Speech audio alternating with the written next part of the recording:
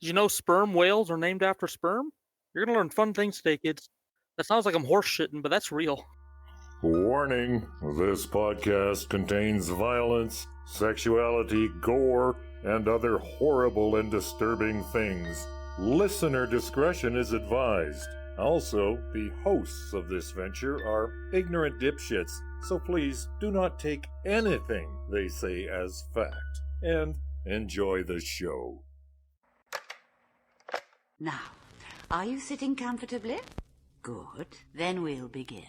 Today we had 15 homicides and 63 violent crimes, as if that's the way it's supposed to be. It is our basic human right to be fucked up. A second plane now has crashed into the other tower of the World Trade Center. Putting chemicals in the water that turn the friggin' frogs gay. The defendant shall be incarcerated for the rest of her natural life with no possibility of parole. You are not machines. You are not cattle. You are men. We were somewhere around Barstow, on the edge of the desert, when the drugs began to take hold.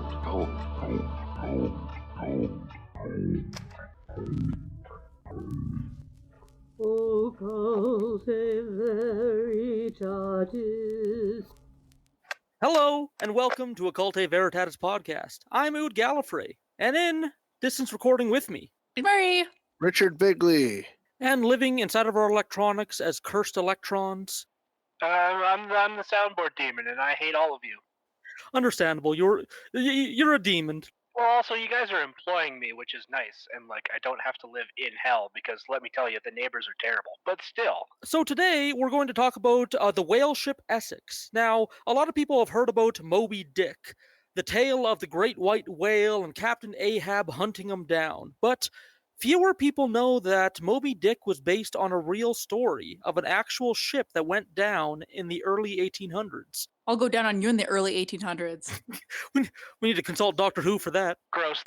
Yeah, so we're going to talk about the 1800s whaling industry. We're going to talk about whaling, and we're going to talk about a shipwreck story that gets gruesome. But first, what's your poison? So, what's your poison?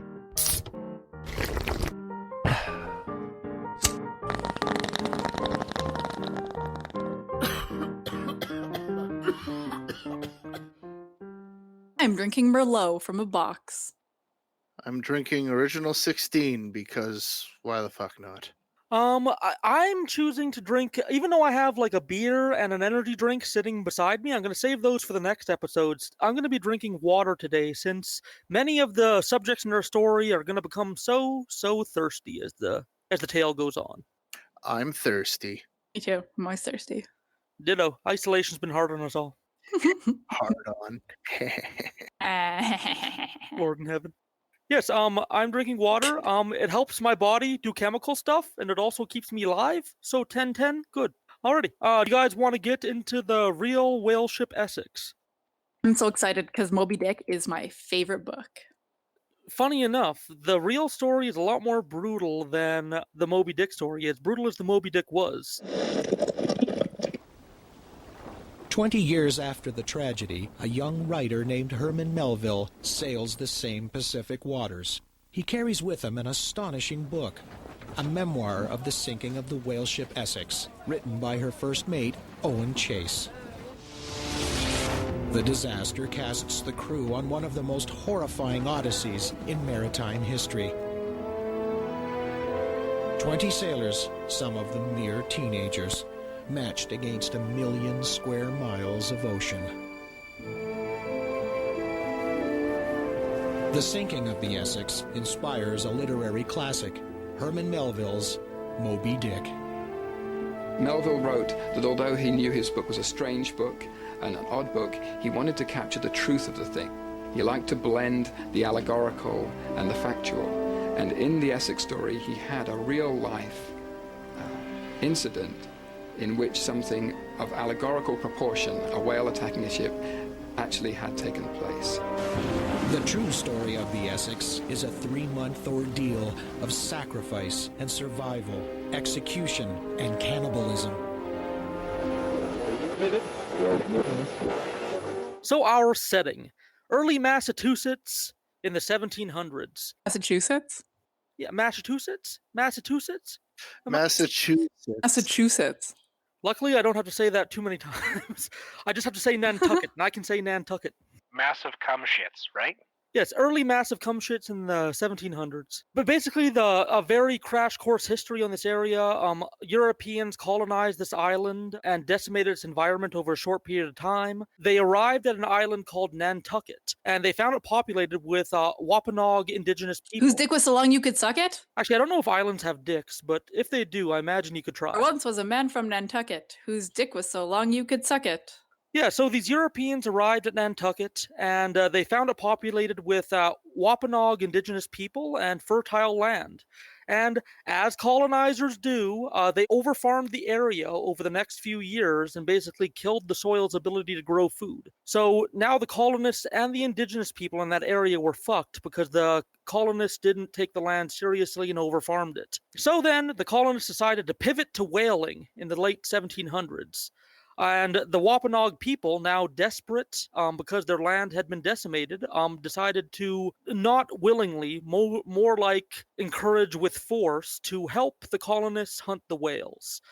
At first, the colonists couldn't catch the whales on their own, and they relied on the expertise of the Wampanoag people. And this soon turned into an abusive relationship, where Wampanoag people were forced to perform dangerous labor, and they were given the more dangerous jobs of the whaling, and many of them died or were driven to exhaustion by working for these colonists. Fucking white people. But it's going to get worse. And for a short period of time, Nantucket became one of the most successful whaling ports on Earth. They decimated the environment, and they started whaling, and they were real successful with it. The whales around Nantucket were right whales. So the English settlers decided they might like to try whaling, but it wasn't very efficient to just wait for the whales to wash ashore. They decided they needed to go out and get them, and that started happening around the year 1670.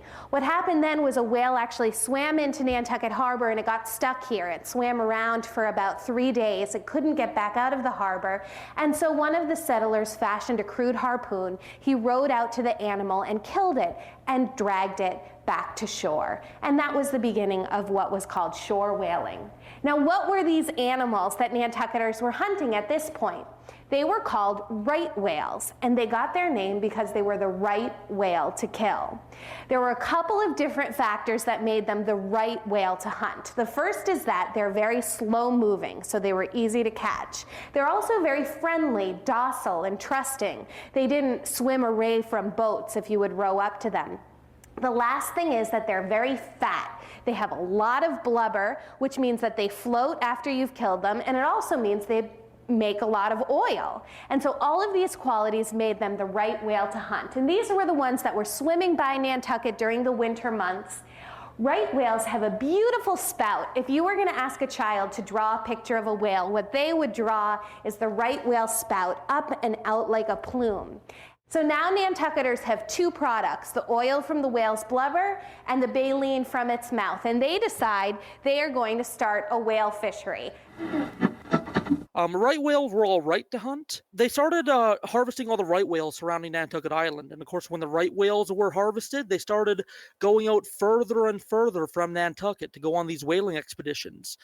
Boats got bigger, voyages got longer, and they started to extend all the way up to the Arctic Circle, all the way across the Atlantic to Africa, and all the way down to the bottom of South America. And soon, by the end of the 1700s, a lot of the whales in the Atlantic had been harvested. Yeah, they seemed like they just went ham on killing whales. Oh yeah, it got to a point where, like, at the end of the 1700s, even though Nantucket was the whaling capital of the world at that time, a lot of local Nantucket people had never seen a whale because all the whales in their area had been decimated before they were even born. Mm-hmm. So, do you think that they made a decision to live sustainably with nature and look at their practices and cut down on whaling? Do you think they made that decision? Objection, leading the witnesses. They decided, okay, so we've harvested a bunch of the available whales in the Atlantic, so now we have to go over to the Pacific and start harvesting the whales in that. So it became this huge expedition. You couldn't go through the north because the north was often blocked by ice, very dangerous for sea travel, even today. So a lot of people from Nantucket started to get into the habit of building these huge whaling boats. And instead of having whaling trips that were a week long or a few weeks long, they would take years-long trips where they would go all the way to the bottom of South America and round the tip and then go into the Pacific Ocean. And the Pacific Ocean wasn't as heavily harvested. The whaling hadn't become as heavy there, so there was a lot more whales there. And top of the list, the most valuable whale that you could hunt in these whaling times was the sperm whale. They're the largest the largest toothed whale, as opposed to baleen whales. Toothed whales have hundreds of wedge-shaped teeth in their mouth, and they use it to grab prey. For sperm whales, this includes fish and squid. For baleen whales, they use these long bony growths in their mouth to filter for shrimp and the like. Sperm whales, full grown, they reach 60 feet long and 45 tons. They're mammals, pure carnivores, and they also have the biggest brain in the animal kingdom. So why were these people in Nantucket interested in them? For their resources. You can make whale oil by rendering down sperm whale blubber. Basically, you boil it down and it becomes oil that can be used in lamps and manufacturing. One of the prime drivers of the decimation of whale stocks wasn't demand for whale meat, it was demand for oil to make products, to manufacture products such as industrial lubricants. Whale oil was used ultimately in the aerospace industry. It was used to make margarine in the 1920s, and those drivers were behind the decimation of whale stocks last century.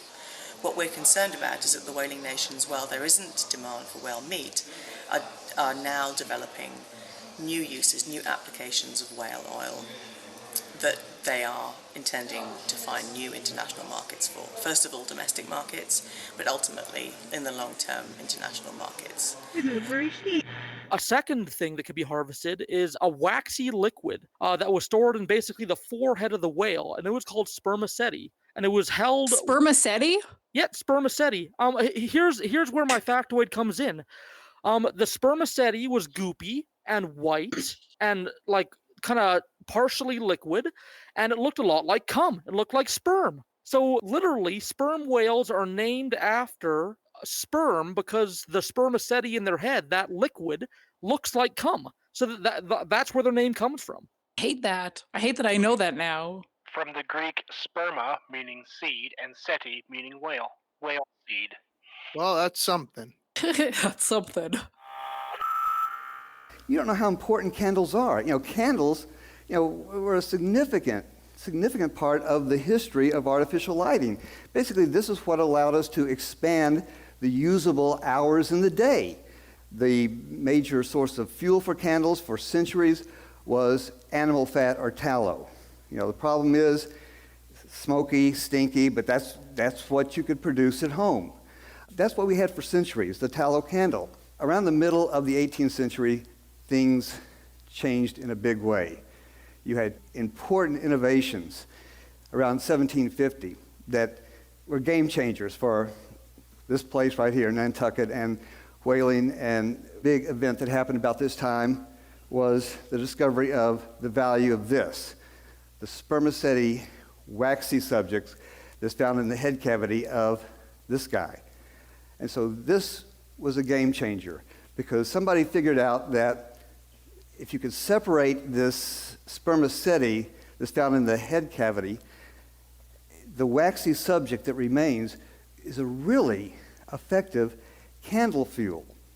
And the byproduct, the oil that you squeeze out of it, that's also an incredible luminant. So, going back up for a second, so basically, this is what happened in the middle of the century, that the waxy substance could be used to produce a candle that's superior. The head matter then has these two ingredients, has a value 3 times that of ordinary whale oil. So what does this do? Well, it's incentives. It's all about incentives. This gives us an incentive to go after the sperm whale. That's where the money is. Yeah, so the blubber was sort of valuable. It could be boiled down, used in lamps and manufacturing, but it wasn't a very pure oil. When it burned, it left behind this like black residue. It wasn't all the way pure. The spermaceti was a little more pure. It could go into more intricate manufacturing processes. So they used the spermaceti to like coat the gears of pocket watches and clocks, and it could also be made into very fine, slow-burning candles because it burned so efficiently. Also, a third substance was ambergris. I didn't know this before, but ambergris actually forms around the beaks of squid that sperm whales have swallowed. Something about the chemical interaction of squid beaks inside of a whale's stomach produces this weird yellow cakey like substance forms around the beaks, and it's used in perfume and other very high-end products like that. It's worth a lot of money. Yeah, isn't ambergris is like super super expensive, and also I think it's banned now. Don't think you're supposed to use ambergris in perfume anymore. Yeah, there's synthetic versions of ambergris right now, and there's a lot of nations on Earth that completely ignore whaling rules. I believe the Japanese are one of them. And there's other countries that are on that list as well. So whaling has cut down a lot, but it still continues to this day, but not nearly in the booming business it was in the 1800s. It takes a brave soul to walk the beach in Morecambe in the winter months. And if you're out walking the dog, chances are you usually don't want to look at what it's picked up. But one man let curiosity get the better of him. Just have a smell of that. Gosh, that's got a pong, isn't it? It has, hasn't it? Yeah. That's very funny, strong. isn't it? But the more you smell it, the nicer it becomes. Yeah. I'll take your word for that. The thing we're sniffing is ambergris. That's whale vomit to you and me. And Ken Willman came across it quite by chance. So as I'm walking along, she's messing about with this. I got a bit closer. I thought, no, it's a big stone. Why is she messing with a big stone? And then when I picked it up, I thought, that's not a stone. And then I smelt it. I thought, oh. And I used my walking stick. What made you want to smell a stone, though? Because of the feel of it. If you feel it, it feels waxy. And I got home, I put the internet on and Googled whale vomit. Up comes ambergris. Yeah. Ken says he's conducted tests using alcohol and a hot needle to verify it's the real thing. This is an unbelievably rare find. There are fishermen and experts who will spend months out at sea trying to come across something like ambergris. So for one man and his dog to just stumble across it on the beach really means they have struck gold. And that gold of the ocean waves is used to make perfume. The slab found could enrich around 6,000 bottles, giving the fragrance depth and allowing it to last for up to 8 hours. The reason why it becomes so valuable is that it starts off with this sort of sticky, liquid, viscous substance, but then over time, the waves, the sunshine, beating down on the sea salt, these all combine to oxidize the sticky substance into a ball, into a rock. Experts suggest this piece could be worth tens of thousands of pounds.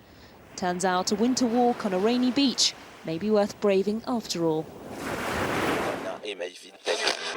By the time our voyage sets forth, our voyage sets forth in the early 1800s. By that point, over 150,000 sperm whales had already been hunted around the world. And each whale is worth about $50,000 in today's dollars, once you count all the things that you could get from them. Wild. So before we get into our boat launching, let's talk about how whaling occurs, so we can see what these people are doing in the water. So the phrase "thar she blows" is a real thing.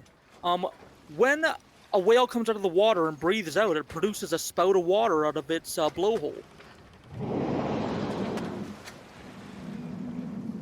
And somebody on the ship would spot one of these spouts of water of a whale surfacing, and they would yell, "There she blows." So that's step one, spot the whale. Step two, you launch 3 whale boats. The recommended number is 3. You want to launch 3 so that you increase your chance of getting close enough to the whale to kill it.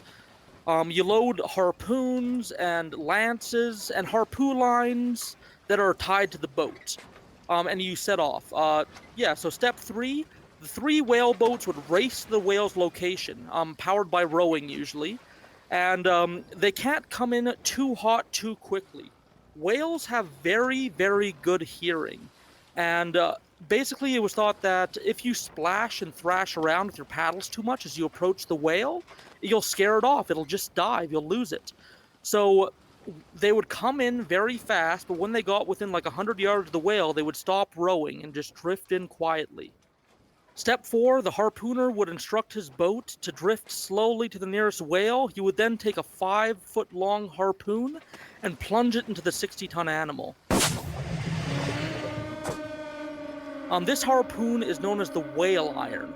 What's different about the whale iron is it's built a bit more sturdy than the lances, and it's tied to the boat that these men are rowing. And they stick it deep in the whale. This isn't enough to kill the whale. This whale iron are just to secure the harpoon to the boat. And basically the whale, in reaction, after getting stabbed, would dive deep. And basically these people would start playing an hours-long game of tiring out and slowly killing this whale. Basically, when the whale dives, with the harpoon still tied to it, they would let out all the line they can. They often had hundreds of feet of line that went out, and the whale would dive, and it was just like letting a fish run through the fishing reel. And then they would wait for the whale to surface back up, because the whale's injured now, and it has to breathe a lot more frequently since it's injured. And that's where the other 2 boats come in. The other 2 boats will track where this primary boat is going, because the whale's going to drag this primary boat all over the place, and the other 2 boats are going to try and come in, and they're going to take out these lances. These lances are longer than the initial harpoon. They're up to 8 feet long, and these are built to kill the whale because you need something that long to reach the heart and lungs of the whale. And for hours long, sometimes as much as 12 hours, half a day, the whale would dive, hold its breath as long as it can. It would come up. It would be attacked by lances, and slowly over hours, it would bleed to death. Don't worry, there's going to be a lot of things that happen to these whalers. It's going to be like it's going to be a revenge story of sorts. So, yeah. So it takes hours for these whales to die, and often it's described as the last thrash of the whale, where it goes basically sideways in the water and thrashes around, and basically has like a death twitch, basically a final thrashing in the water before it falls dead. And then the last step is all these boats are going to hook a line to this dead whale and tow it on board and start processing it. They would literally use buckets to scoop out all the spermaceti out of the whale's head. They would cut off blubber and boil it down into oil, and they would collect all the things they need to collect from the whale. Yeah, so that's how whaling works. So just how you have context for the rest of the story. So, what would it have been like to be on one of these Nantucket whaling voyages? Well, let's imagine that you're a 14-year-old boy from Vermont. You've grown up in the mountains on your family's farm, and you are sick of it. There's nothing you want to do less than tend to your family's cows, and you want to go to the sea, and you want adventure and a fortune. So you're going to head to Nantucket, because that is where the whaling industry is centered, and you're going to sign on for a whaling voyage. Whaling's about the only thing you can do at sea without any experience. It's really what you can do if you have never been to sea before. The first thing you need to do when you sign on to a voyage is negotiate your lay, and that means your paycheck. You're not going to be paid weekly while you're out on your whaling voyage. Instead, when you get back to Nantucket and all the oil that you've collected is sold off, you'll get a pre-negotiated fraction of that final take of the whaling voyage, the final profit of the voyage. Now, you don't know a lot about fractions. You probably don't know a lot about negotiating. And so you're negotiating a lay of 1/200th of the final take of the voyage. The captain's probably making something like 1/15th of the final take of the voyage. And then you'll head on board your whale ship and you're going to meet the captain and the mates. These look like fine, upstanding men. They're Quakers from Nantucket. They're dressed very soberly, very properly, and they remind you maybe of your teacher or a minister where you've grown up, and they look like nice, responsible men to work for. But then you'll meet the rest of the guys. These are the motley crew that you're going to be living with for the next 3 or 4 years. Now remember, whaling's the thing you can do if you can't do anything else. So these are escaped convicts, escaped slaves, men from islands you've never heard of before. These are crazy kind of people that you've never seen in your life. Whaling was the lowest rung on the maritime ladder. And you're going to literally share a room with them, with 18 of them at a time for the next 3 or 4 years. You're going to live in a place called the forecastle. It's right up at the front of the ship, low ceiling. You can't stand up straight. There's no showers on this whale ship, so it's pretty smelly down there. That's where you'll eat. It's where you'll sleep. It's where you'll spend your free time. It's just a disgusting place. And right away, the captain is going to have you literally learn the ropes. You need to know everything you can so that once you see your first whale, you're ready to go. So you're going to learn all about the tools of whaling. You'll keep them sharp. You'll keep the deck nice and clean. You'll learn knot tying and navigation. And you'll be assigned to a whaleboat like this with 5 other men. And that's your whaling team. And you'll practice jumping into that boat and lowering it off and maneuvering it so that when you see that whale out on the horizon, you can get to it quickly. So, August 12th, 1819. The ship departs on what was planned to be a 2.5-year voyage. The ship's name was the Essex, spelled E-S-S-E-X. It was constructed and launched in 1799, so by the time that our fateful crew gets a hold of the ship, it had already been going for 20 years. It had some experience. It had an 87-foot-long hull with 24 feet wide at its widest point, and its hull was about 12 feet high. It had 4 whaleboats, 28 feet long, simple rowing-powered vessels, similar to lifeboats, and on its those were hung on its sides. And it also had a spare whaleboat in its storage. And even though it was a large boat, 87 feet long, out of Nantucket's 70-odd whale ships, it was on the smaller side. So when it set sail in 1819, it was predicted to be a blessed voyage because this ship had seen a lot of success before. Its captain, George Pollard, was very young for a captain. Most captains were in their 40s or 50s, but he was just 29. But he had several successful trips before this. Like, he worked as a second mate and then as a first mate. Like, he worked his way up. He's been on a couple voyages before, so they decided to give him captain and see how he turns out. And if he brought home like a good amount of whales, if he met quota, he was going to net about $150,000 in today's money. You know, not bad for 2 years' work. Mm-hmm. Among his crew were 22-year-old Owen Chase. That was his first mate. Owen Chase had been on the previous whaling voyage on the Essex. He had already worked with the captain before.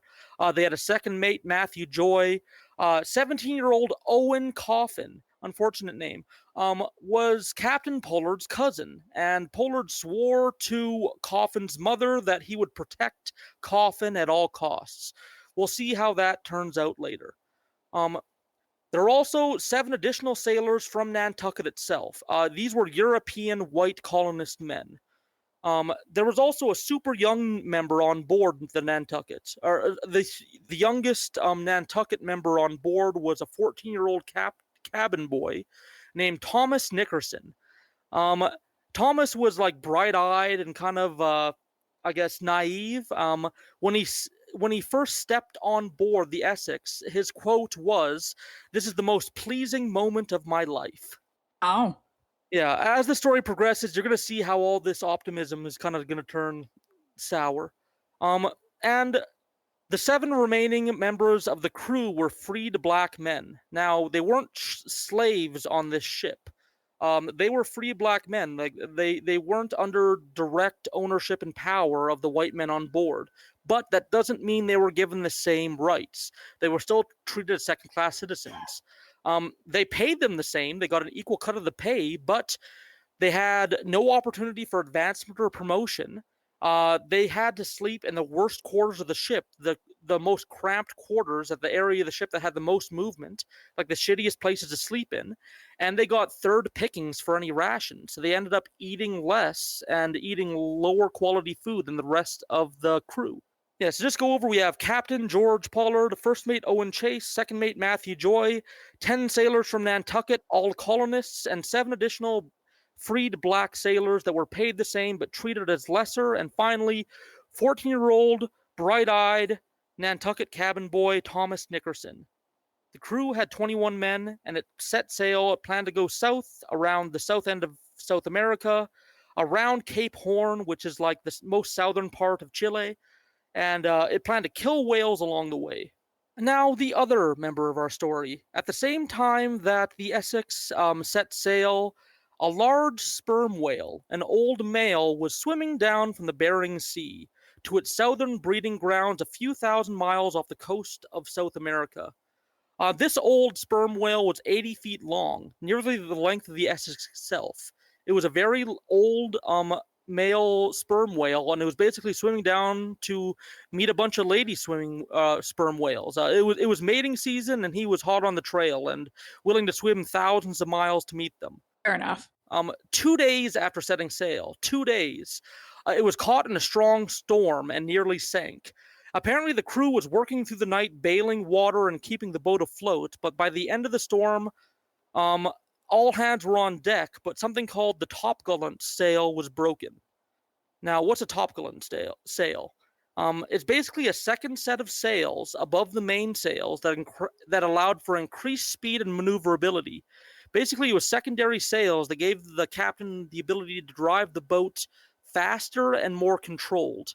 I read some forum posts about this. Some sailors compare this to losing the power steering in your car, to that level kind of thing. Oh, that's a bitch. That's no fun. Oh yeah, it's much harder to control. So the captain had a choice. He could sail 2 days back to Nantucket and get repairs, or he could continue on with lower control. What do you guys think he did? I went home, definitely. No. Oh, he pressed on. And for the next 4 months, because it took them 4 months to get to the bottom of Chile, they killed a total of 1 whale. Now, killing a whale, it seems like a huge ordeal, but for a big, multiple year-long trip for this, it just wasn't meeting quota. These guys needed to kill multiple whales a month in order to make their buck, in order to make this trip profitable. So they spent 4 months killing 1 whale. They were way behind quota. This trip was not going to be profitable. It was going to be a waste, and the captain was going to be humiliated if he returned home. So it put the captain under a great deal of pressure to make sure his voyage was successful. And every day without killing a new whale, that pressure grew. He rounded the bottom of South America and entered the warm waters of the Pacific Ocean. They had better luck over the next few months. Along the eastern coast of Chile, they killed 11 whales and processed them. But the captain wasn't satisfied. They were still in waters that other whaling ships were in. They were still competing with all the other whale ships out there. So he had a bright idea. There's this place a few thousand miles off the coast of Peru called the Offshore Grounds. Now, people didn't go here because it required way more travel. It was more thousands of miles of sailing, months of time taken. But he believed that since not many people were willing to go there, he's going to find a shitload of whales. And he was sort of right. So he planned to set forth for this Offshore Grounds. Shitload of Whales is the name of my kind of indie with banjo and glockenspiel band. Shitload of Whales. Not a sea shanty band. Shitload of Whales. Oh no, indie band with glockenspiel. I don't know. I think moving forward, we should just change the reference point of this episode from the North and South American continents, but rather the distance from New Zealand. What do you think? Oh boy, I haven't done that math. I don't know where the fuck New Zealand is. Sorry, Bray. Yeah, sorry, Papa. We'll do better next time. You guys, it's that big island right next to Africa. I should know. I'm a demon. It's right next to Australia, EVJ said. Right next to Austria, what? Australia. Yeah, Austria. Yeah, I think that's what you mean to say. Where Arnold Schwarzenegger's from. But, he's like, I'll be back, mate. Yeah. So basically they were going to they were basically whaling along the shore of Chile, and it was safe because if their ship got fucked, they were only a couple days sail away from the shore. Worst case scenario, they could just sail a couple days back to the shore that was nearby. But since it was safe, that's what everybody did. So they decided to basically go east thousands of miles to go to these offshore grounds. But before they did, they stopped off in Ecuador to resupply. This is one of the freed black men, Henry DeWitt, not liking the direction that this voyage was taking, decided to just stay in Ecuador. He was like, you know what? I'll find my own way back home. I don't like the direction this voyage is taking. I'm just going to stay here.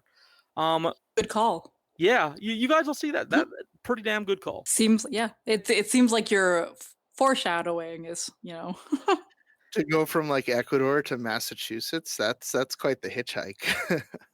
Yeah, and just as we're tuning in, so they stopped in Ecuador. Henry DeWitt stayed behind, and at the same time, that 80-foot-long sperm whale, that big old male, likely had arrived at the breeding grounds. It was now courting female sperm whales and competing with other male whales. Usually, male whales will just click loudly at each other. Now, I say click loudly, but when I say click loudly, it's at 150 decibels plus sometimes. And when that wouldn't... Whales are loud as fuck. Oh, yeah. It's like a jet engine. Oh, yeah. Oh, yeah. Sperm whales can hear each other in the ocean from hundreds, even thousands of miles away. The loudest animal on the planet. Some researchers believe that they're able to keep in contact with one another through these clicks on other sides of the planet. These clicks are so powerful in the water that they can blow out your eardrums easily, and they could actually vibrate a human body to death. So when you're diving with them, it's a little sketchy. So the clicks you're going to be hearing are not coming from a boat. They aren't coming from a camera. These are the whales clicking these guys literally from the inside out to see what they're all about.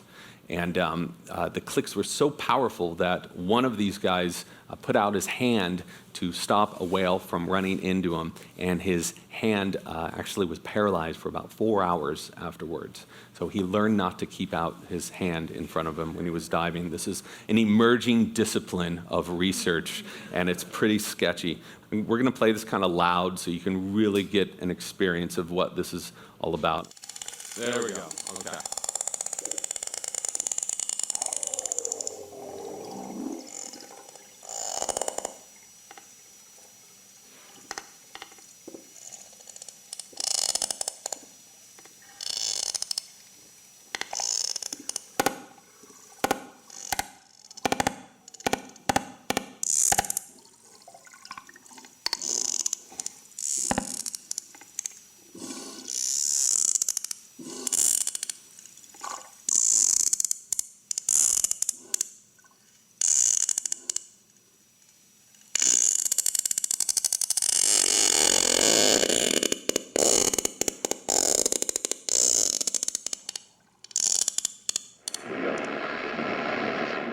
And when that wouldn't work, the males would just swim and ram each other. And when you have 60 tons of whale slamming into you at whatever speed a whale can get up to, it can be quite an impact. And male whales would also fight in that way. 60 tons of whale slamming into you is the title of my last sex tape from hell. Oh, I love it. Yeah, that's a good one. Oh, Lord. I was trying to think of a good way to incorporate one of those. So about halfway to these untamed waters with that may contain all these whales, they stopped off in the Galapagos Islands. They captured 180 tortoises for food. They didn't kill them right away. They basically just let the tortoises just wander about the deck of the ship, and confused, and periodically killing them so they could eat them. So just picture these 20 men with 180 tortoises just wandering about. Poor little tortoises, just scooting around. Oh yeah, and I'd be confused as fuck. Like, you're on a nice little island, you're eating your leaf or whatever, and then you're like in this rocky boat in the middle of the sea, and your leafy green isn't anywhere to be seen. Come on.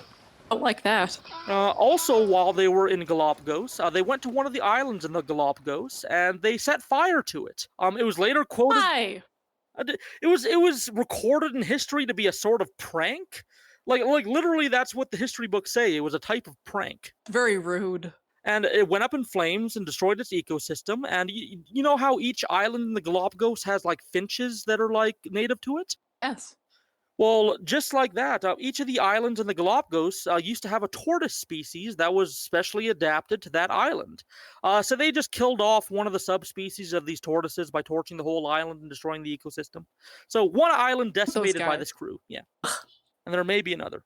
So November 18th, 1820, after months of sailing and thousands of miles offshore, after their tortoise pit stop, after setting fire to an island, they finally arrive at the Offshore Grounds. And the captain was right. They found an abundance of whales. Not many people went here, so of course there was a lot more whales here. People haven't been butchering them. Why didn't people go there? Or will we be finding out? It was basically far away from safety. Storms in the seas were powerful, and like storms in the seas today can capsize even our modern vessels with modern technology. So simple wooden ships back in the day would often hug shores in order to stay safe. Because if a big storm kicked up, you could escape to the shore, or even if your boat capsized, you can get in your lifeboat and you could make it quickly back to shore. But being thousands of miles offshore, especially in a ship as small as the Essex, you're vulnerable. You're far away from any like land that you could like escape to quickly. So it was much more risky. Your lifeline wasn't there. So a lot of ships just didn't take the risk of traveling those extra few months way out into the middle of the ocean. Well, I'm looking at a map here, I guess. It's kind of between Easter Island and Hawaii, just kind of roughly halfway in between is where they were. Okay, that's quite a way. You're in the middle of nowhere. So they arrive in this fertile whale hunting ground, and of course they start to get into their whaling boats. A bunch of the people are already in the boats, chasing after some of these whales that are breaching or coming up for air, and they're like kids in a candy store, to put it in a crass way. They found like the mother lode of whales that they've been looking for, the way they can meet their quota. It's at this point that the two members of our story meet. The young cabin boy, the 14-year-old Thomas Nickerson, spots something in the distance about a football field's length away. This large whale, that large 80-foot-long male I was talking about, had just surfaced and was acting strangely. Like, whales usually aren't just motionless in the water. Usually they're always moving. They come up for air, they dive, they swim. But Thomas Nickerson spotted this whale in the distance just sitting there, pointed towards the boat. Most of the crew was already in small whaling boats pursuing another whale, so Thomas Nickerson was unaware of what to do. He started to yell at the few sailors that were on board that, hey, I spotted this whale. And just as he started to get people's attention, this whale charged straight towards the Essex at top speed. There was a flurry of activity. The sailors tried to turn the ship away from the whale, but it hit it dead on the side and almost like tipped the boat almost over, like at a 90-degree angle where its sails were almost touching the water. Jeez. Oh, yeah. Crew members, equipment, tortoises go flying everywhere. No, the tortoises. Yeah, I feel bad for him too. You should insert the clip there of groundkeeper Willie going, "Oh, the baby turtles! I gotta look after the baby turtles." You know the one I'm talking about, right?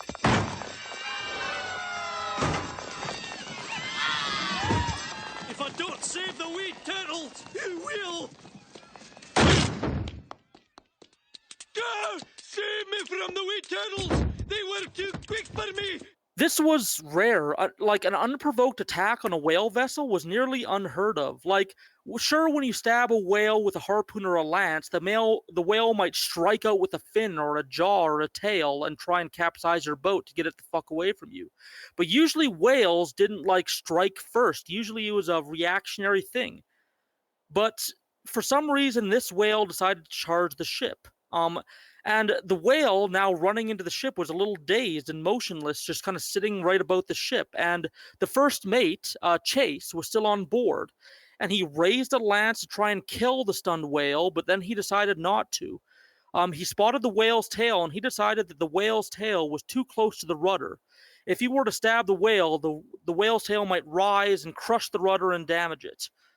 So he didn't take the strike. Now, this sounds like a sound decision, unless you consider what happens next. He'll soon learn that it was better to have a broken rudder than no ship at all. Oh no, that doesn't seem like a good idea. So the whale dives, and they thought that the ordeal was over. But then a couple minutes later, it surfaces again a few hundred yards away and again charges, full speed at the ship.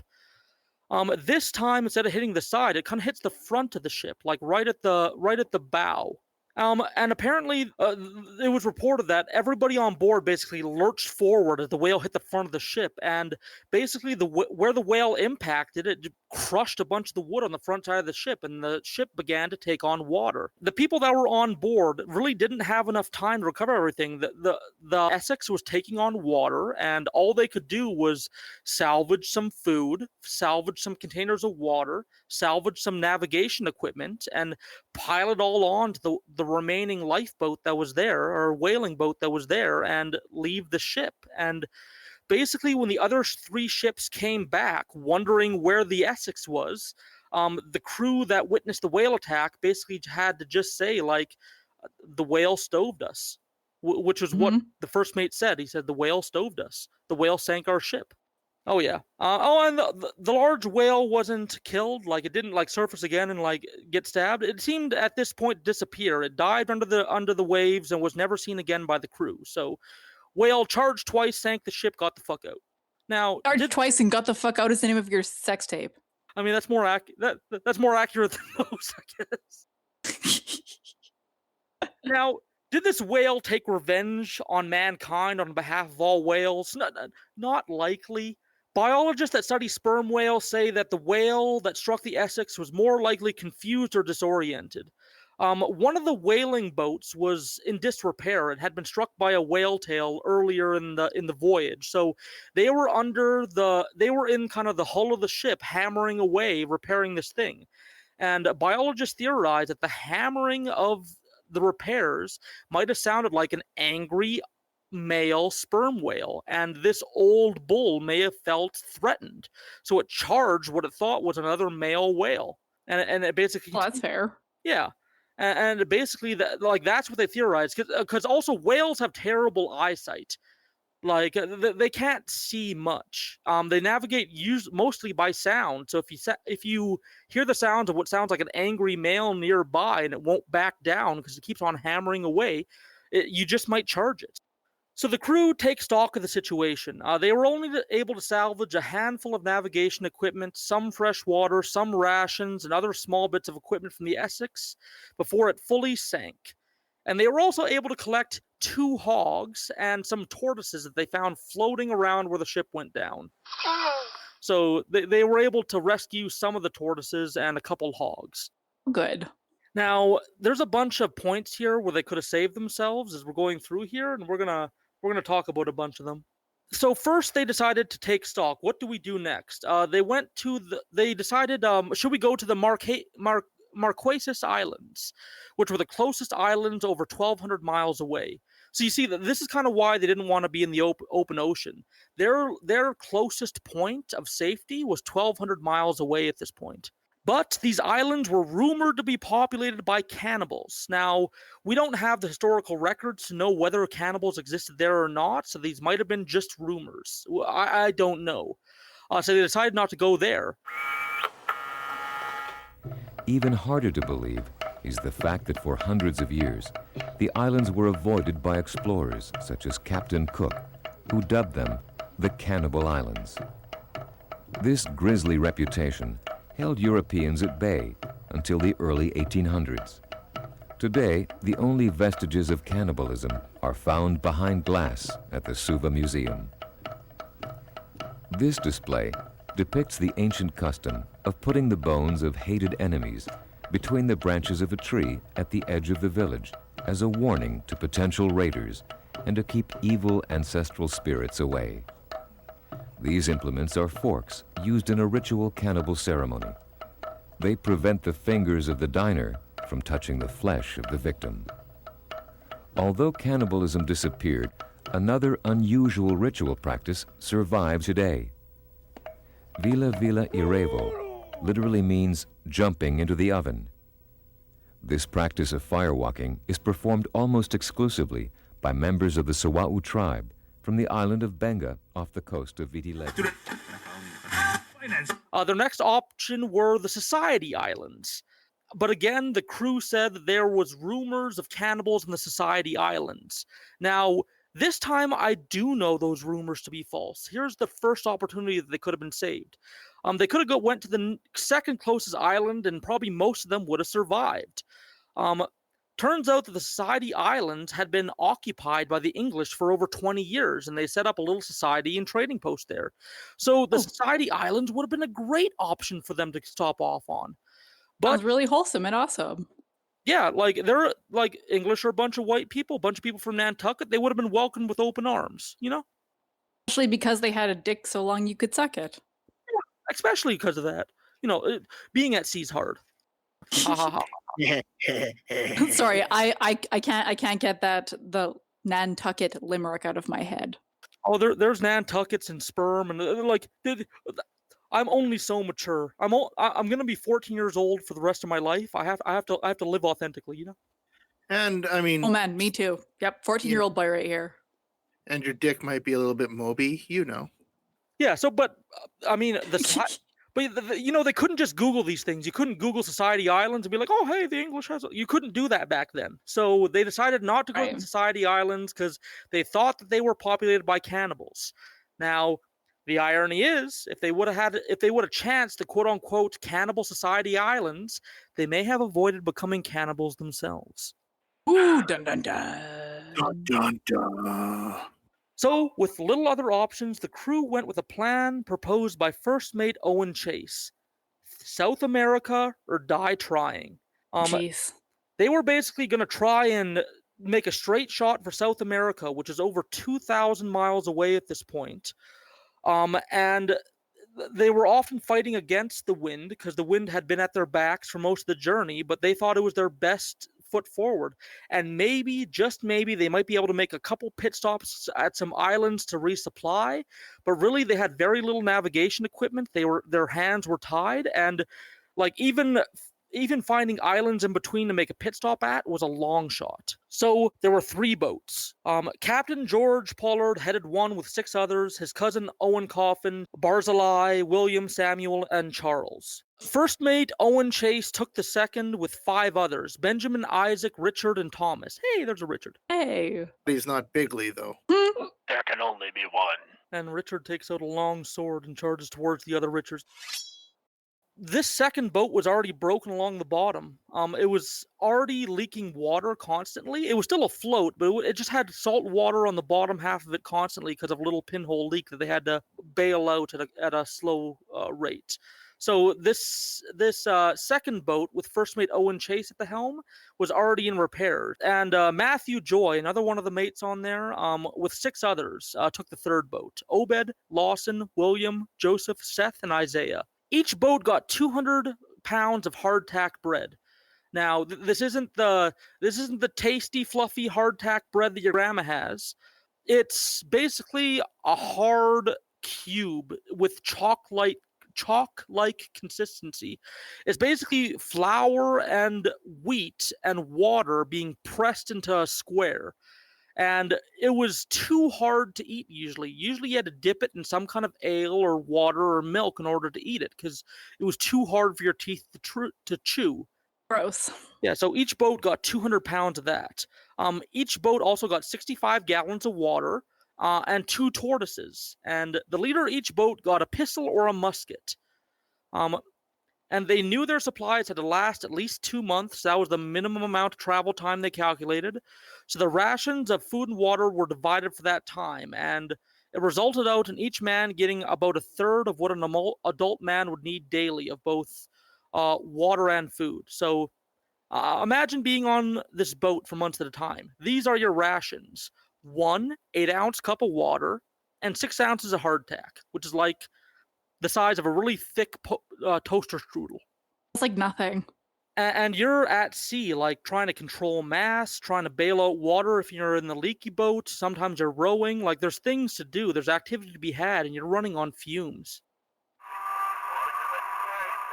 That giant old sperm whale had sunk the Essex, but our story is not over yet.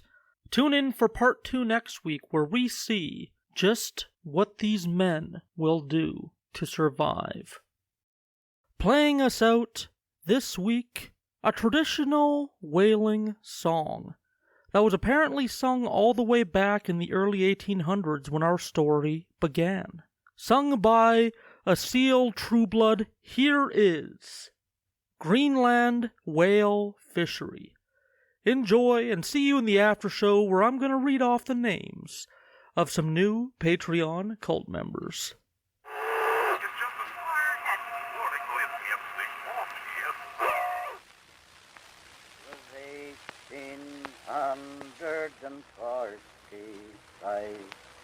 Being March on the 20th day. Oh, we hoisted our colors to our topmast high, and man board away, brave boys, and for Greenland board away. When we struck the Greenland shore, with our galleon ships in full bow, we wished ourselves back safe at home again, with our friends along the shore, brave boys, with our friends along the shore. Our captain stood on the fort, our mate he stood on the forecastle yard, with a spyglass in his hand, over hollow. Our mate he stood on the forecastle yard, with a spyglass in his hand. There's a whale, there's a whale, there's a whale, he cries he, and she blows up every spring, brave boys, and she blows up every spring. Oh, when this whale he did hassle, she made one slap with her tail. She capsized our boat, we lost 5 of our crew. Neither did we catch that whale, brave boys, neither did we catch that whale. Bad news to our captain we brought, which grieved his heart in full sore. But the losing of 5 of his jolly, jolly crew, oh, it grieved him 10 times more, brave boys. Oh, it grieved him 10 times more. Hoist your anchor then, brave boys, said he. Let us leave this cold country, where the storm and the snow and the whale fish does blow, and daylight seldom seen, brave boys, and daylight seldom seen.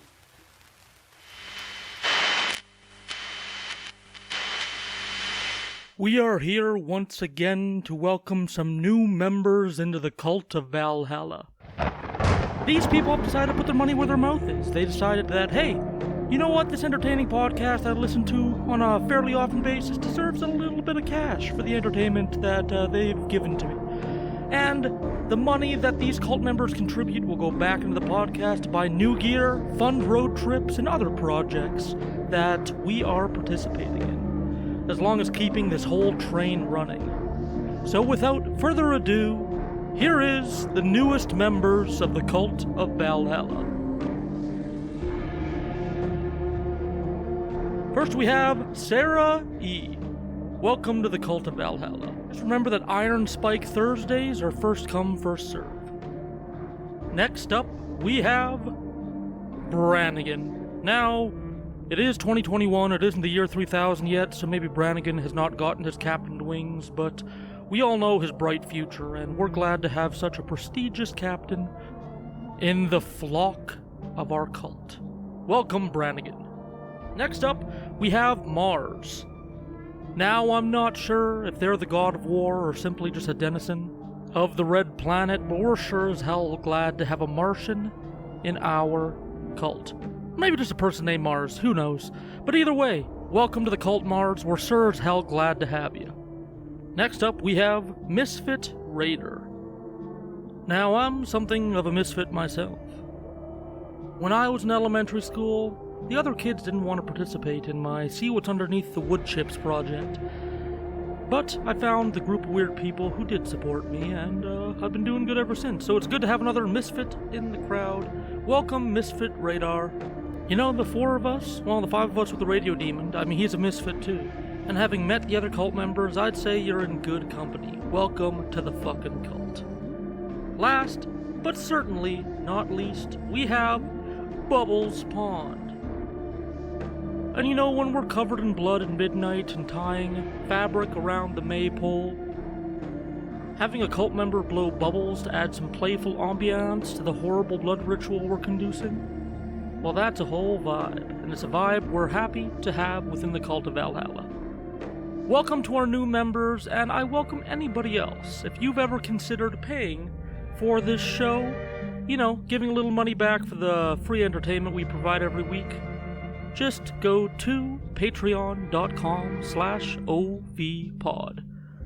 You can join one of our teams and have a special package sent to you. In fact, I think we sent them out just this week, so look for those in your mailbox if you're 666 and up members already. And there's also bonus content and the ability to vote on upcoming topics.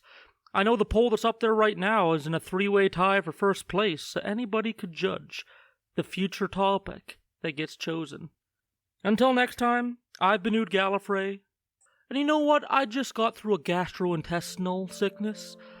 So my advice this week is to just, appreciate being able to swallow and hold down food, that your digestive system works in the right direction.